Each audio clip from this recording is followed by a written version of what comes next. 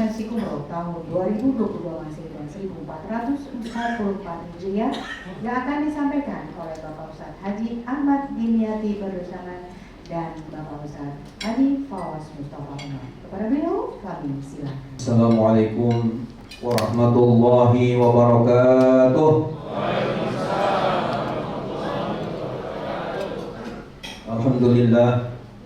Alhamdulillahilladzi arsala rasulahu bil huda wa dinil haq yuzhirahu 'alal dini kullih walau karihal kafirun walau karihal musyrikun walau karihal munafiqun. Rabbi a'udzubika min hamazati syayatin wa a'udzubika rabbi an yahdurun. Subhanaka la ilma lana illa ma 'allamtana innaka antal alimul hakim. Rabbi shrah li sadri wa yassir li amri wahlul 'uqdatam min lisani yafqahu qawli, amma ba'd. Yang sama-sama kita hormati segenap pengurus RL Group yang alhamdulillah pada siang hari ini kita mengadakan acara manasik umroh. Para kiai pembimbing manasik umroh alhamdulillah yang akan hadir, ya, Kiai Haji Tuan Guru kita Fawaz, ya, dan Ustaz Cecep, juga Bapak Dr. Romi, seluruh ya teman jamaah umroh yang saya banggakan, yang saya muliakan.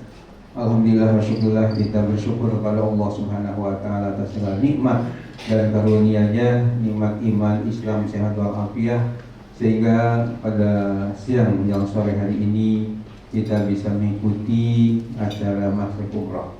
Mudah-mudahan tentunya ibadah kita yang akan kita laksanakan dikabul oleh Allah Subhanahu wa taala. Amin. Ya Allah ya Rabbal alamin. Hadirin hadirat yang dimuliakan oleh Allah Subhanahu wa taala, tadi sudah disebutkan nama saya Ahmad Dimyati Badrussaman. Sehari-hari saya sebagai pengasuh Pondok Pesantren Modern Darus Sholihin yang ada di Kedahan Sawangan, Kota Depok. Sekaligus saya juga Ketua Umum Majelis Ulama Kota Depok, ya, dan dosen pasca sarjana di Institut Ilmu Al-Quran Jakarta. Dan alhamdulillah sudah bergabung dengan NRA ini, ya, Nurima Al-Wali dari tahun 2002. Sekarang 2022, ya. Jadi udah sekitar 20 tahunan yang lalu saya sebagai pembimbing sekaligus mufti manasik, pemberi fatwa hukum-hukum dalam manasik haji dan umroh di PT NRA. Alhamdulillah. Dan insya Allah saya dengan teman-teman yang ada di depan ini insya Allah besok akan menemani Bapak dan Ibu ke Tanah Suci. Insya Allah. Ini tentunya suatu kenikmatan yang luar biasa dari Allah Subhanahu wa taala kepada kita bisa melaksanakan ibadah umroh ke Tanah Suci. Karena ketika kita ibadah umroh ke Tanah Suci tentu akan meraih fadilah-fadilah, keutamaan-keutamaan, maziyah, keistimewaan yang luar biasa, pahalanya yang akan kita dapatkan, kita akan raih dari Allah Subhanahu wa taala. Terutama ketika kita misalnya ibadah sholat di Masjid Nabawi di Madinah, di Masjidil Haram di Makkah Al-Mukarramah, itu luar biasa. Karena satu kali sholat di Masjid Nabawi, kata Nabi, man sholat di Masjid hadza sholatun fi Masjid hadza afdalu min alfi sholatin fi masjid. Satu kali sholat di masjidku ini, Masjid Nabawi di Madinah, itu afdal, lebih utama, ya, min alfi sholatin fi masjid, dibandingkan daripada 1000 kali sholat di selain Masjid Nabawi, ya, illa Masjidil Haram, kecuali di Masjidil Haram di Makkah. Kalau di Masjidil Haram lebih hebat lagi, wa sholatun fil Masjidil Haram afdalu min mi'ati alfi sholatin bima siwa, lebih utama daripada 100.000 kali sholat di luar atau di selain Masjidil Haram. Jadi kalau satu kali sholat aja luar biasa pahalanya dari Allah Subhanahu wa Ta'ala. Bahkan ketika kita meminum air zam-zam saja kita nasuh, ya kan kita nanti berdoa sebelum minum air zam-zam, Allahumma inni as'aluka ilman nafi'a wa rizqan wasi'a wa shifaan min kulli da'in wa saqam. Yang artinya, ya Allah, aku mohon kepadamu ilman nafi'a, ilmu yang bermanfaat, wa rizqan wasi'a, dan mudah-mudahan diberikan rizki yang lapang, wa shifaan min kulli da'in wa saqam, dan mudah-mudahan kami disembuhkan dari segala penyakit, ya, penyakit luar, penyakit dalam, mudah-mudahan disembuhkan oleh Allah Subhanahu wa Ta'ala. Kalau dalam doa air, ya, minum air zam-zam yang dikabul oleh Allah Subhanahu wa Ta'ala yang 3 ini sudah luar biasa, ya, karena kita akan diberi ilmu yang bermanfaat. Yang kedua akan diberikan rizki yang jembar, yang lapang, ditambah lagi segala penyakit luar dalam kita akan disembuhkan oleh Allah Subhanahu wa Ta'ala. Dan banyak tentu manfaat-manfaat yang kita akan raih. Hadirin hadirat yang dimuliakan oleh Allah Subhanahu wa Ta'ala, dalam ayat Al-Quran yang dibacakan oleh qari kita Akhi Al-Fadil Ustaz Cecep tadi, tepatnya dalam surah Al-Baqarah ayat 186, ya, dinyatakan bahwa a'udzubillahi minasyaitonirrajim, bismillahirrahmanirrahim, wa atimmul hajja wal umrata lillah. Ayat ini tentu memberikan petunjuk kepada kita dengan jelas, di mana Allah firman-Nya tadi wa atimmu, yang artinya dan sempurnakanlah wahai kalian. Menurut ahli tata bahasa Arab, mungkin Bapak Ibu ada yang sudah mondok di pesantren belajar nahwu shoroh, kata atimu itu adalah fi'il amar. Fi'il itu kata kerja, ya, amar itu suruhan. Jadi ada suruhan dari Allah, ada perintah dari Allah. Dan dalam kaidah usul fikih dikatakan al aslu fil amri lil wujub, asal dari perintah itu menunjukkan wajib untuk dilaksanakan. Apa yang Allah perintahkan kaitan dengan ibadah umroh kita, ya, di situ ada digandengkan antara haji dengan umroh. Wa atimmul hajja wal umrata lillah, dan sempurnakanlah oleh kamu sekalian ibadah haji dan umroh semata-mata karena Allah. Karena ada digabung antara, ya, haji dengan umroh ini, sehingga Imam Syafi'i, seorang mujtahid besar yang nama lengkapnya Abu Abdillah Muhammad bin Idris Asy-Syafi'i rahimahullah, lahir di Gaza, Palestina 150 Hijriah dan beliau wafat di Mesir tahun 204 Hijriah. Itu punya pandangan bahwa umroh ini juga hukumnya wajib sama dengan melaksanakan ibadah haji, karena digabung perintah tadi, yakni wa atimul hajja wal umrata, sempurnakanlah oleh kalian ibadah haji dan umrah. Jadi umrah pun tetap diperintahkan, diwajibkan oleh Allah Subhanahu wa Ta'ala untuk kita laksanakan. Dari ayat tadi yang pertama, umrah ini adalah ada perintah dari Allah Subhanahu wa Ta'ala untuk sempurna. Oleh karena itu kita usahakan dalam ibadah umroh yang kita akan lakukan nanti sebaik mungkin, ya. Jadi artinya dalam ibadah kita tidak asal-asalan, tidak asal jadi, akan tapi bagaimana supaya mengikuti tentunya contoh yang telah diberikan oleh junjungan kita Rasulullah Shallallahu Alaihi Wasallam. Apalagi ada hadis sahih dari Sahih Muslim dan yang lainnya yang menyatakan khudhu anni manasikakum, ambillah dari aku manasik kalian. Jadi tata cara ibadah khususnya dalam ibadah haji dan umroh ini hendaknya kita mengikuti jejak langkah yang telah dicontohkan oleh Nabi kita Muhammad Shallallahu Alaihi Wasallam, dan tentunya telah dijabarkan oleh para ulama pewaris dulu ya di dalam kitab-kitab manasik. Dan insya Allah ya kita akan bimbing Bapak Ibu sesuai dengan tentunya ilmu yang kita sudah miliki. Kemudian di dalam ayat tadi yang perlu kita camkan bersama ada kata-kata lillah. Wa atimul hajja wal umrata lillah. Dan sempurnakanlah oleh kalian ibadah haji dan umrah semata-mata karena Allah. Artinya apa? Artinya bahwa dalam ibadah kita, khususnya ibadah umrah, harus dipasang niat betul-betul ikhlas ya, semata-mata karena Allah Subhanahu wa ta'ala.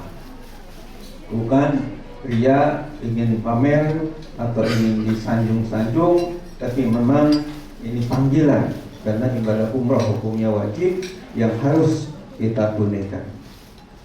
Adapun nanti masalah belanja ya bisa saja, tapi bukan niat yang utama ya. Akan tapi itu sampingan aja, karena belanja juga penting untuk memberi sedekah atau hadiah sama keluarga, sama tetangga, itu juga bagus. Akan tapi dalam kaitan dengan umroh kita lebih utamakan ibadah kepada Allah Subhanahu wa ta'ala. Ya, jangan sampai ya baru datang ke tanah suci sudah bisik-bisik ya, Ustaz, toko emas yang murah di situ di sebelah mana ya?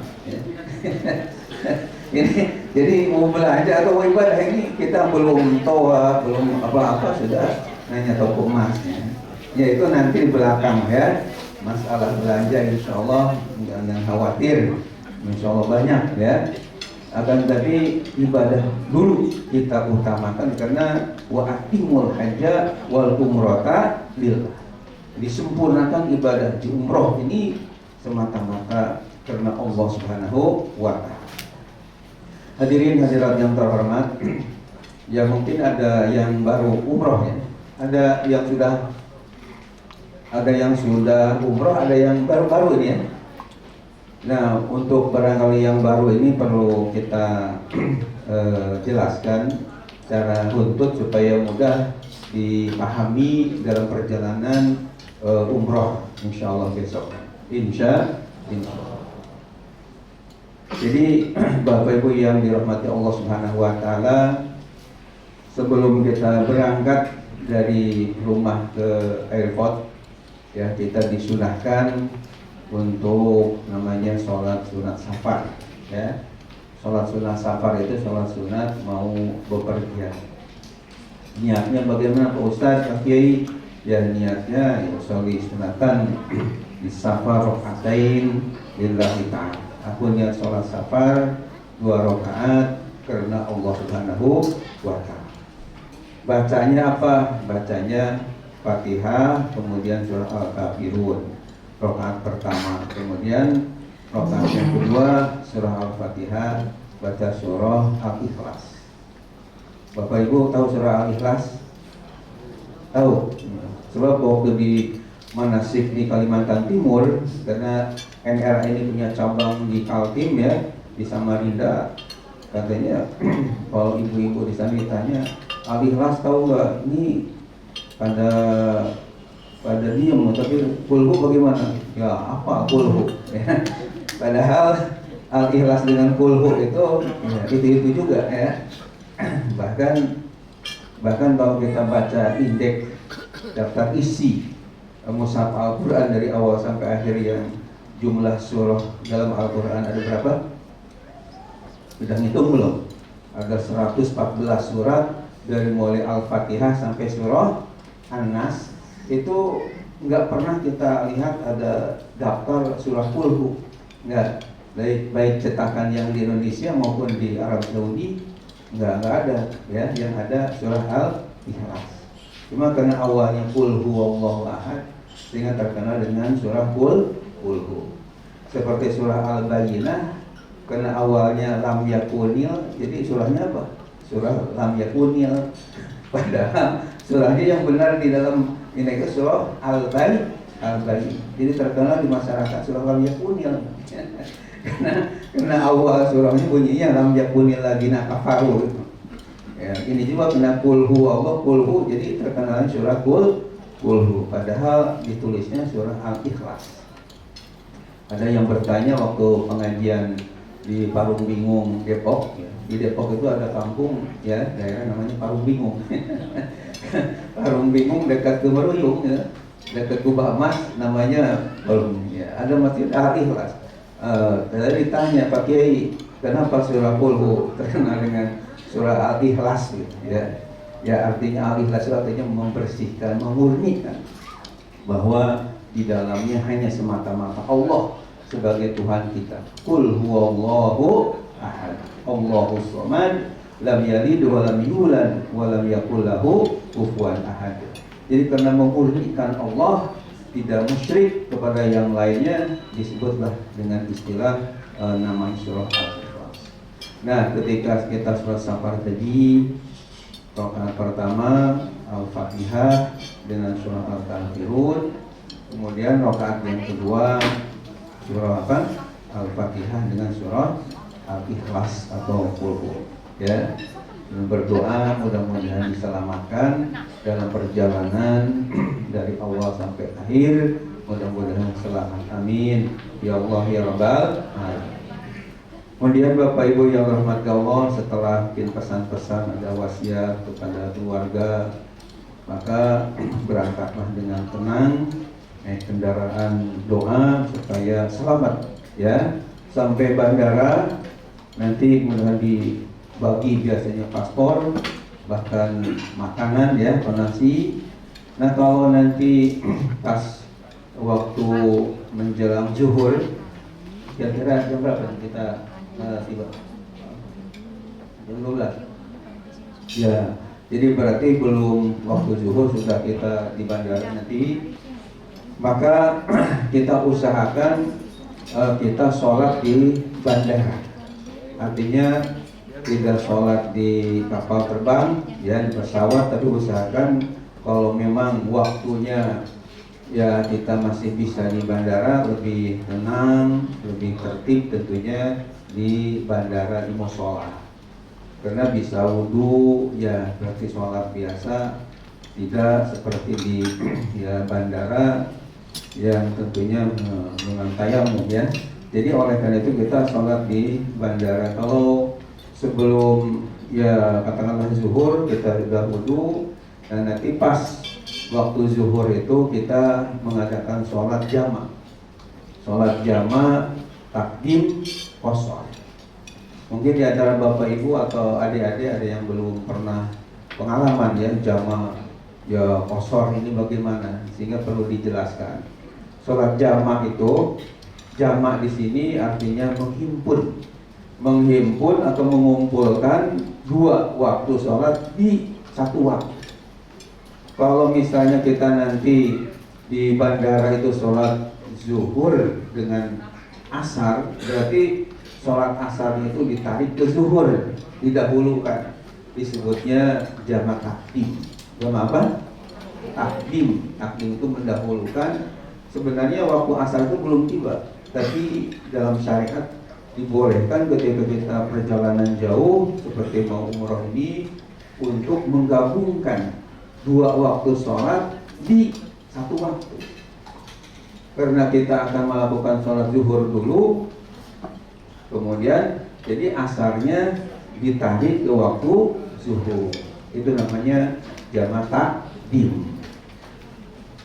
Kalau dibalik, misalnya nanti ajalah zuhurnya di waktu asar aja, sholatnya ini juga boleh ketika kita perjalanan. Namanya jama' takhir. Jama' apa? Takhir. Artinya mengakhirkan. Harusnya waktu zuhur kita sholat, kita tidak, ya, nanti waktu di asar baru sholat. Itu jama' takhir. Namun karena di bandara ini insya Allah kita waktunya waktu zuhur, maka berarti sholat asarnya lah yang ditarik ke waktu zuhur, sebutnya jamak takdim. Nah kemudian dalam sholat rubaiyah itu artinya sholat yang 4 rakaat disyariatkan, artinya dibolehkan untuk diqashar, untuk diringkas, dipendekkan. Jadi yang 4 rakaat misalnya sholat apa?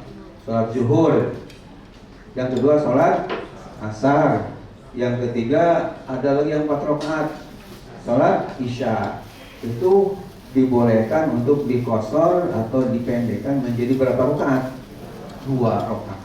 Itu sebagai rukhsah, sebagai dispensasi kemurahan dari Allah dan Rasulnya untuk kita karena sedang perjalanan jauh. Namun ingat, yang boleh diqashar itu takuna rubaiyatan, hanya yang 4 rakaat. Kalau yang subuh misalnya 2 rakaat itu sama sekali nggak ada dalil bisa diqashar, karena cuma 1 rakaat, ngirit banget ya. Sudah dikasih 2 ingin 1. Demikian juga maghrib. Kalau maghrib berapa rakaat? 3 rakaat. Ini tidak ada dalil bisa diqashar. Kenapa? Karena kalau diqashar menjadi bingung karena 1,5 ya. Ya kan 3 dibagi 2 jadi 1,5 rakaat. Jadi takut. Oleh karena itu tetap yang namanya maghrib walaupun bisa dijamak dengan isya ya tetap harus 3 rakaat. Karena bukan 4 rakaat. Jadi yang boleh diqashar hanya yang 2 rakaat. Nah jadi insya Allah nanti besok di bandara Bapak Ibu segera untuk mengambil air wudhu sebelum ya tiba waktunya, sehingga kita sudah azan, kita segera melakukan sholat di jamak. Supaya apa? Supaya ketika asar itu di kapal terbang, di pesawat sudah tidak sholat lagi, karena kan sudah di waktu zuhur tadi. Mungkin di antara Bapak Ibu ada yang tanya-tanya, niatnya bagaimana Pak Ustadz? Supaya kita ngerti, supaya berilmu ya, karena nggak sah ibadah tanpa dasar ilmu, hanya ikut-ikutan. Ibnu Ruslan di dalam kitabnya Nazom Jubat mengatakan, faqulu man bi ghairi ilmin ya'malu a'maluhu mardudatun la tuqbalu.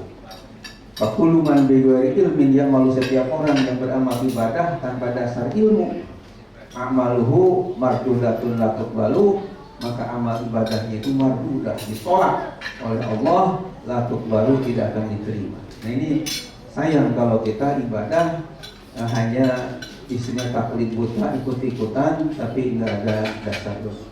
Oleh karena itu Bapak Ibu yang dirahmati Allah, boleh melakukan ya jamak qashar ini tentu ketika perjalanan 2 marhalah kira-kira 80-90 kilo ya.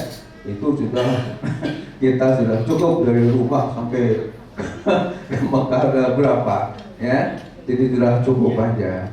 Nah kemudian juga perjalanan bukan maksiat kepada Allah Subhanahu wa Ta'ala, ini akan taat untuk ibadah kepada Allah. Nah kemudian mengenai masalah niatnya ya, jadi niat itu fil qalbi, yang wajib itu dalam hati. Sementara ulama mengatakan wa talaffuz biha sunnah, sementara melafazkannya dengan usolli, farduhuri dan sebagainya itu hanya sunnah, tapi dalam hati itulah yang wajib.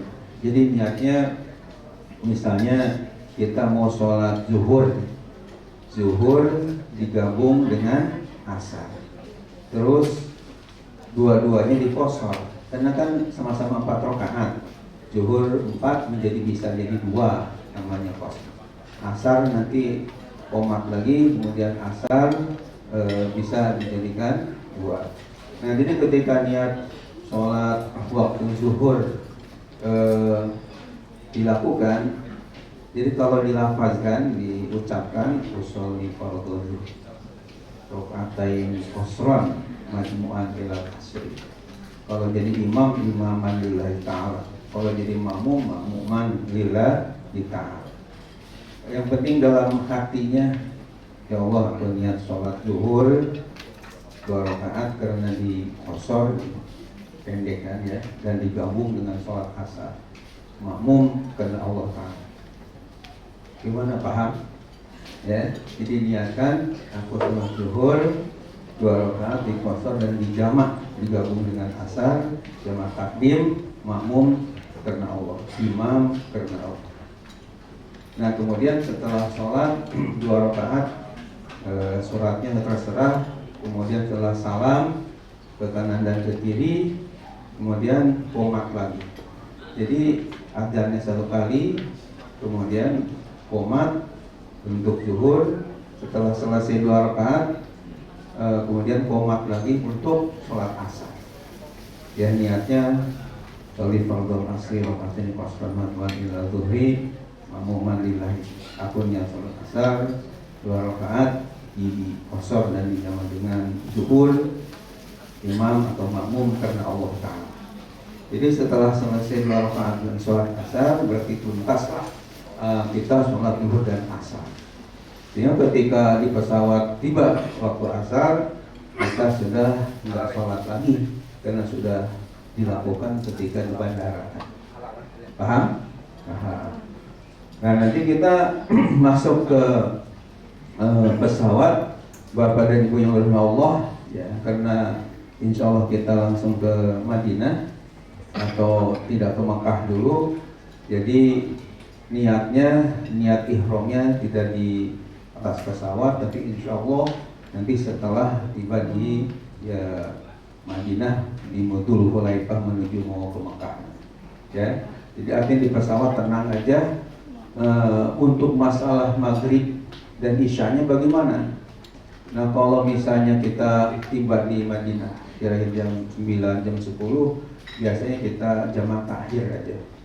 Jamak takhir artinya sholat maghribnya tidak di pesawat, tapi kita lakukan setelah tiba di bandara atau setelah tiba di hotel di sana. Ya, supaya apa? Supaya ya tenang, tidak katakanlah kita bisa wudhu, kemudian bahkan ada yang sholatnya di Masjid Nabawi sana karena ingin fadilah dan sebagainya, itu lebih bagus. Bapak Ibu yang dirahmati Allah Subhanahu wa Ta'ala, setelah ya kita di pesawat nanti mungkin ada yang mau pipis itu ini supaya jangan sampai istilahnya terkena najis itu ini. Ya tentu pakai tisu ya, karena mungkin air susah. Nah tisunya ini harus yang kering, yang 3 ya helai untuk menggantikan istinja. Mudah-mudahan ya kita oleh Allah ibadah kita dikabul, amin ya Allah ya Rabbal. Terus setelah tiba di Madinah nanti usahakan kita sholat berjamaah di Masjid Nabawi yang fadilahnya tadi sangat besar, ya lebih baik dari 1000 kali sholat di luar atau di selain Masjid Nabawi. Setelah kita nanti 3 hari berada di Madinah, kita insya Allah siap-siap untuk ya mengambil istilahnya untuk umrah.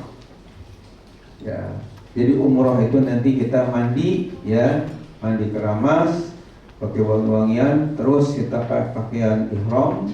Ya bisa dipakai di hotel, bisa juga nanti di Dzul Hulaifah.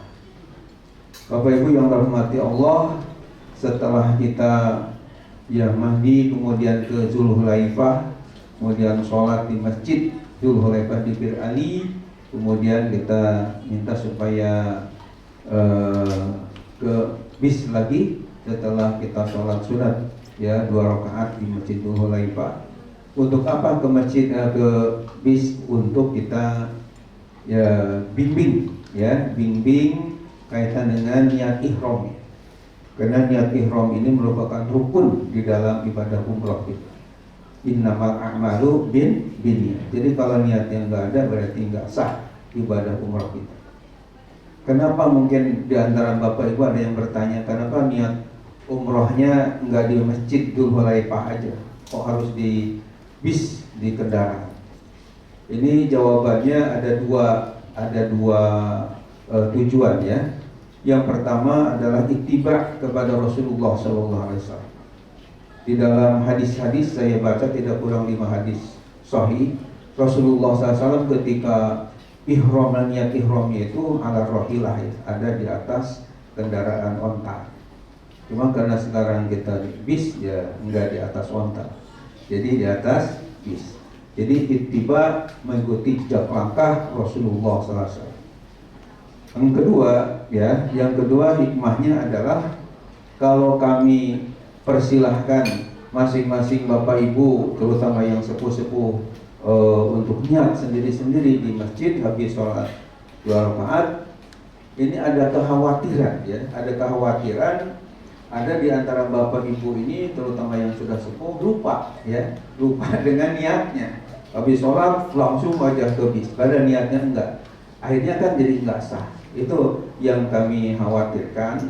Nah, sehingga kalau sudah dari masjid Dzul Hulaifah nanti naik ke bis dan sudah di absen, bagaimana, udah komplit belum nih ya di bisnya, jangan sampai ada yang ketinggalan.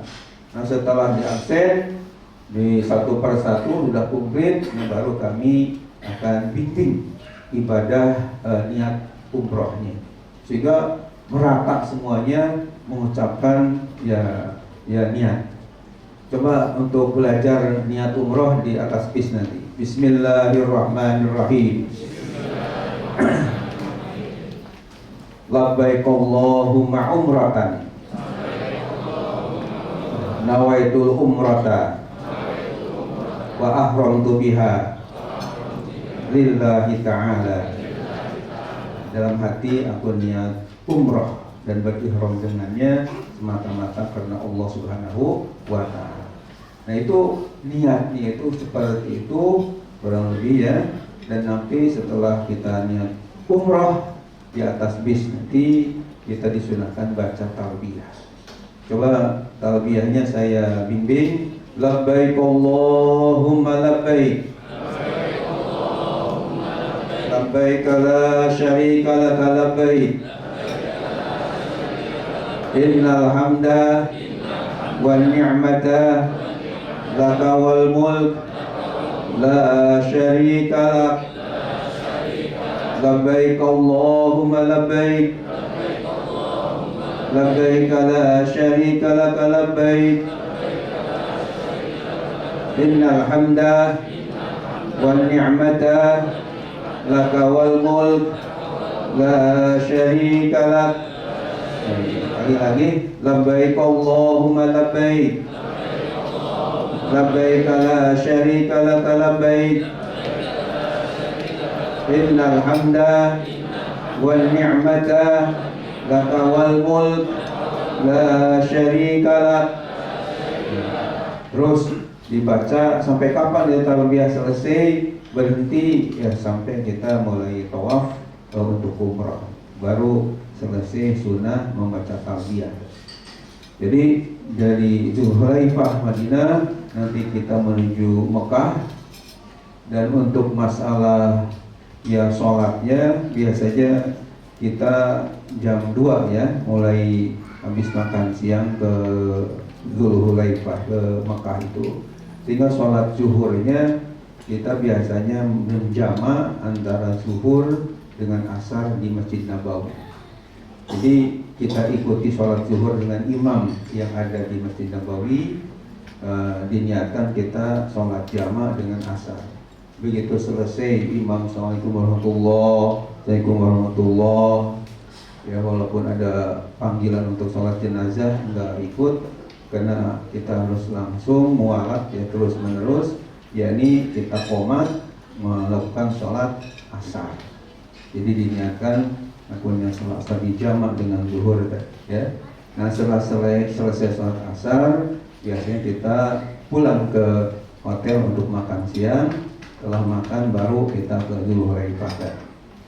Nah, kemudian masalah asarnya kan sudah dijama. Maghrib dan isyanya bagaimana? Maghrib dan isyanya biasanya kita lakukan di Masjidil Haram ya. Walaupun di tempat peristirahatan nanti ada mushola ya, kita enggak sholat maghrib di situ, tapi sholat maghribnya ditarik ke waktu isya, yakni nanti setelah tiba di Makkah Al-Mukarramah, sehingga fadilahnya satu kali sholat lebih baik daripada 100.000 kali. Insya insya Allah kami, insya Allah para ustadz jadi imam di Masjidil Haram nanti, mengimami bapak dan ibu semua, insya Allah. Kemudian kita akan melakukan tawaf. Jadi malam itu juga tidak di istilahnya besokkan lagi. Kemudian malam-malam itu setelah makan, kemudian kita tawaf. Habis tawaf kita sa'i, habis sa'i kita tahallul, yakni cukur rambut kita. Sehingga alhamdulillah malam itu juga selesai ibadah umroh kita. Hadirin hadirat yang terhormat, karena waktu saya dibatasi, ada pembicara pakai Pak Was dan ada Bapak Dokter. Jadi saya kurang lebih untuk sekian. Insya Allah di akhir sebelum doa, kalau ada hal-hal yang perlu ditanyakan, kita akan buka forum tanya jawab. Bahkan nanti setelah di tanah suci juga ada hal-hal yang perlu Bapak Ibu bertanya, nggak usah sungkan-sungkan ya untuk bertanya supaya ibadah kita dikabul oleh Allah Subhanahu wa Ta'ala. Dan terakhir, saya sendiri sebagai mufti manasik, selain dakwah bil lisan dengan lidah ya, bahkan sampai ke Amerika juga pernah ceramah ke Kanada sana. Nah juga saya dakwah dengan bil kitabah, dengan tulisan, sehingga saya punya karya-karya ilmiah yang penting ya, itu ada dijajakan oleh Ibu Dian nanti yang di sini, termasuk ada juga sejarah Madinah Al-Munawwarah. Jadi bagi Bapak Ibu yang tentu haus dengan ilmu-ilmu agama, khususnya sejarah kaitan dengan tanah suci, itu boleh nanti di panitia ya, panitia RA sudah menyiapkan buku-bukunya. Dan saya berdoa mudah-mudahan yang beli ilmunya bertambah banyak, juga rezekinya oleh Allah ditambah jembar lagi. Amin ya Allah ya Rabbal